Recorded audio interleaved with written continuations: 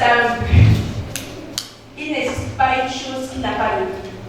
Donc, pour connaître le but de quelque chose, va seulement interroger le créateur de cette chose ou tu consultes le manuel avec lequel ça a été créé. C'est aussi simple que ça. Ne devine pas, ne cherche pas à deviner. Donc, quelqu'un peut se mettre quelque part et se dire, oh non, elle parle de quoi, but? Moi, je ne cherche pas à connaître mon but dans la vie, je veux simplement avoir de l'argent. Laisse-moi te dire que non, c'est vraiment essentiel de connaître son but afin de pouvoir vivre une vie satisfaisante, heureuse et remplie de bonheur. À ce stade, fais à toi de définir pour toi-même ce que c'est le succès. Ça peut être quelque chose d'aussi simple que avoir des enfants, les éduquer, ou construire plusieurs maisons, ou avoir beaucoup d'argent. Mais peu importe ce que c'est, ça doit correspondre à ta personnalité, à la fois que tu écoutes tout au fond de toi. Donc nous allons donner 2 raisons pour lesquelles chacun devrait s'obstiner à connaître son but dans la vie. La première raison que nous avons donnée, c'est que tout le monde veut vivre une vie heureuse, une vie remplie de succès. Mais une chose qu'il y a de commun parmi les personnes qui ont réussi leur vie, c'est qu'ils se connaissent. Il n'existe pas une personne qui a réussi sa vie qui ne se connaît pas.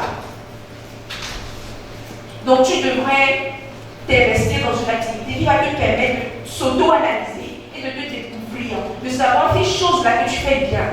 Et même si tu réussis à faire plusieurs choses d'une bonne manière, débrouille-toi toujours pour connaître ces choses-là que tu fais mieux que les autres choses. C'est très important. La deuxième raison pour laquelle tu devrais t'obstiner à connaître ton but, c'est lorsque tu ne connais pas ton but dans la vie, tu as tendance à abuser de ta personne. Chacun de nous vient sur cette terre avec plusieurs talents ou potentialités. Et ce que tu as à faire, c'est de découvrir ces talents-là, afin de les exploiter pour mieux servir l'humanité et vivre une vie heureuse. Donc chaque personne devrait s'investir dans une activité qui va lui permettre de se découvrir.